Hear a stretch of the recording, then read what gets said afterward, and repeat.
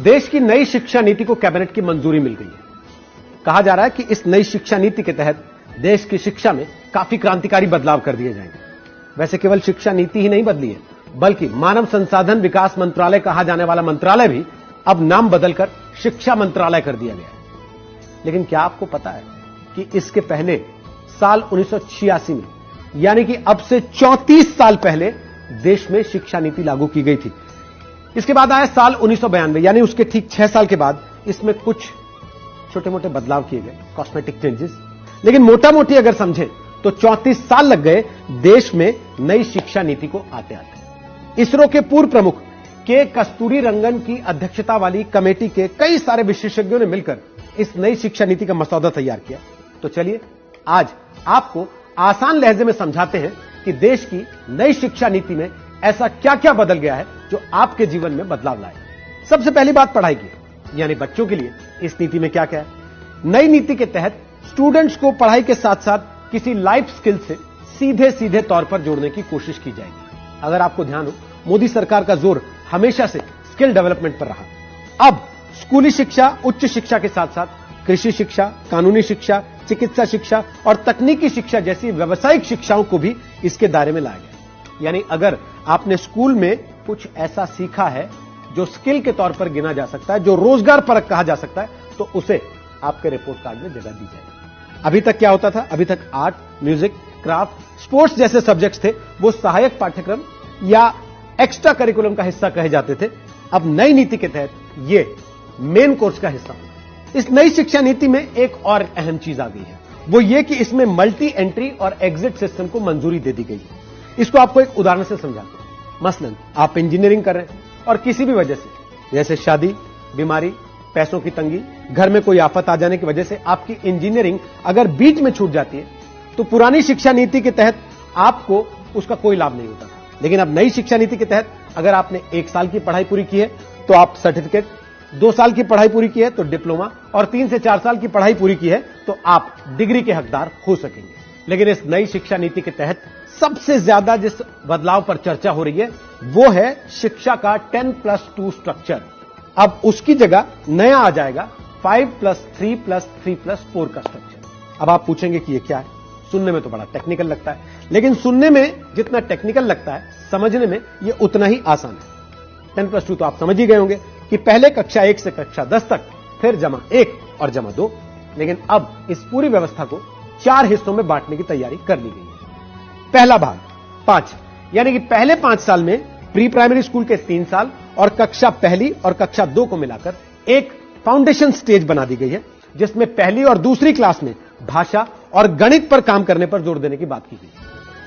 नई शिक्षा नीति में 5वीं क्लास तक मातृभाषा, स्थानीय या फिर क्षेत्रीय भाषा में पढ़ाई का माध्यम रखने की बात कही गई है। दूसरा भाग 3, यानी 3 को क्लास 3 से 5 की तैयारी के चरण में विभाजित किया गया है। इसके साथ ही 4वीं और 5वीं क्लास के बच्चों के लेखन कौशल, मतलब राइटिंग स्किल्स पर ध्यान देने की भी बात कही गई।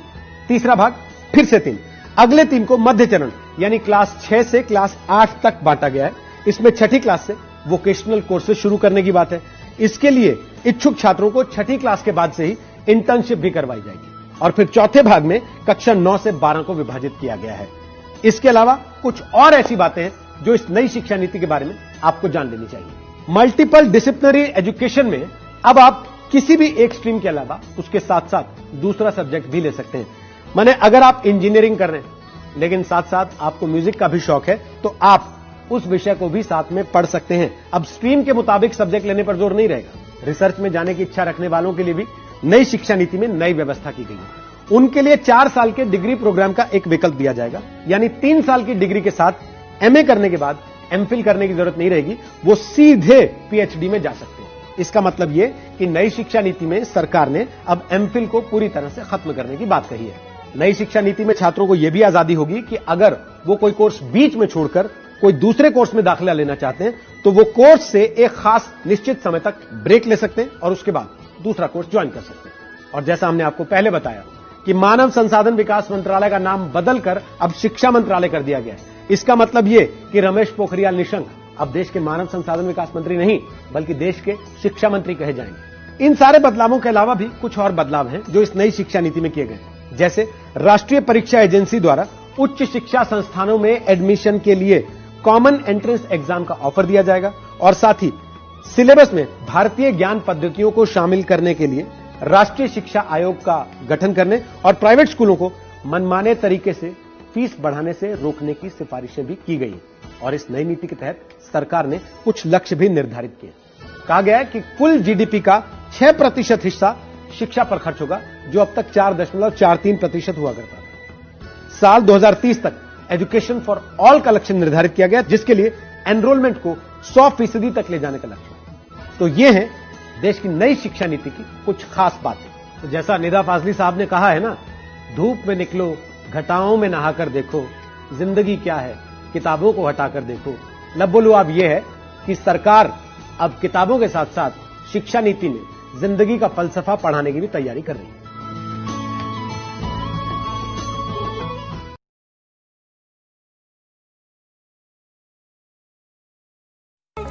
प्यार क्या है? रोज आंखें खुलते ही जिसकी याद आ जाए वो है प्यार। जिसकी आवाज सुनने के लिए सारा दिन इंतजार कर रहे हो वो है प्यार। जिससे झगड़ा करने के बाद भी उसे मनाने का इंतजार रहे वो है प्यार। पूरी दुनिया की खुशी में भी एक इंसान की कमी आपको उदास करे वो है प्यार। किसी की बातें सोचकर आपके चेहरे पर मुस्कुराहट आ जाए वो है प्यार। जो पास नहीं है फिर भी उसके लिए दुआ करने को दिल करे वो है प्यार। वो हासिल हो या ना हो फिर भी अपना लगे वो है प्यार। मुझे मालूम नहीं तू किस्मत में है या नहीं, पर तुझे खुदा से मांगना मुझे अच्छा लगता है। पता नहीं